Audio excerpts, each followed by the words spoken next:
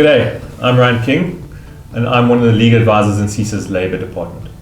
G'day, I'm Nadine Holland from CSA Labour.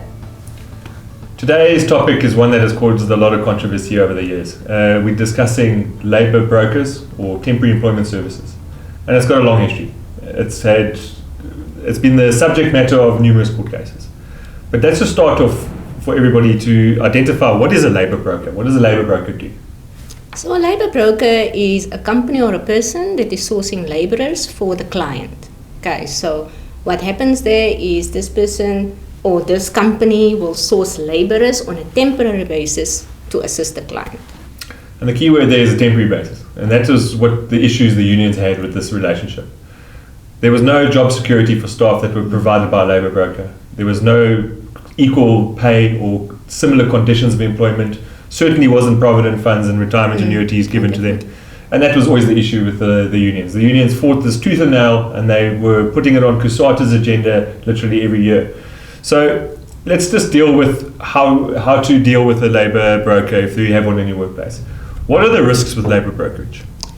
So with labour broker, employees never have the satisfaction of how long they will be in service, no matter where they work. Okay, it basically just depends, and they are expecting the labour broker to then place them places if the employer or the client doesn't need their services anymore.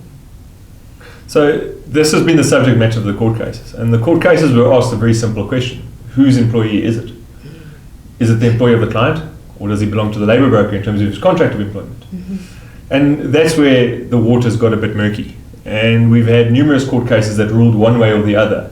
But effectively, the legal position is, at this point, that labour brokers and clients have a dual employment relationship. Definitely. Which means that employee effectively, upon termination of the services, can elect who he deems his employer and refer them to the CCMA. Definitely, whether it's the labour broker or the client where he was placed at. And that creates a headache for clients, is that although it is incredibly handy back in the past when we were having these labour brokers and you had unfettered ability to say to the labour broker, please, I can't deal with employee X, remove him from site. That was a common thing. And as a result of that, that's where this tumultuous relationship with labour brokers began.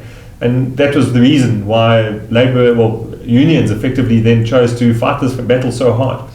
So at this point now, you don't have that unfettered access anymore. No, you have to really consider whether you are taking appropriate action by having someone removed from site, whether it is at the instruction of the client or from the labour broker, because ultimately you both could be presenting yourselves at the CCMA to justify your decision. Definitely. What is the way forward, Nadine, regarding labour brokers in your opinion? So labour brokers just need to be more specific, more open, and put in clauses in their contracts. They need to in depth discuss with their clients how many people you need for how long and whether it is a temporary service or a permanent kind of service in the business. And that 3-month presumption that is brought into the Act is there, and that is what's going to be the beginning stage of determining whether there's a permanent employment relationship or whether it's a fixed term relationship. Exactly. And that's where the contract comes into it. And Nadine's picked up 100% on that, is that the contract has to be well drafted. If there's no value in having indemnity clauses to deal with that relationship, there's not a chance a client's going to accept that. And I wouldn't as a client, on the basis that ultimately you're going to be left with the risk. And there's no value in it. The amount of debt that will come back to you, making a decision like that can cost you more than you ever expected. And that's the issue, is that we need to ensure that from the starting point, once the employee is employed, he's not going to have an issue. It comes down to when the employment is terminated, for whatever reason, maybe. Either misconduct, it's either incapacity, or alternatively even normal retrenchment. But the manner in which that process is dealt is going to be the key of how much risk you face. And it's important to have a good labour consultant like SEESA to come and assist you to, one, make sure that the starting point of that relationship between you and the labour broker is contractually reasonable and has benefits. And the second is that when it comes time to deal with the termination of those individual employees, that we do so, one, in a fair, procedurally fair, substantively fair manner and lawful manner. Because if we just simply instruct someone to remove employee X off site, that's no longer going to be tenable. No, definitely it becomes procedurally unfair. Absolutely. So going forward, it's important to look at your current contract if you are sitting with a labour brokerage for a lengthy period of time. And it's going to be a scenario where you have to engage with your labour broker. You're going to have to say, look, it's all fair and well now, but when it comes to when we don't need these staff members, how are we going to appropriately deal with it?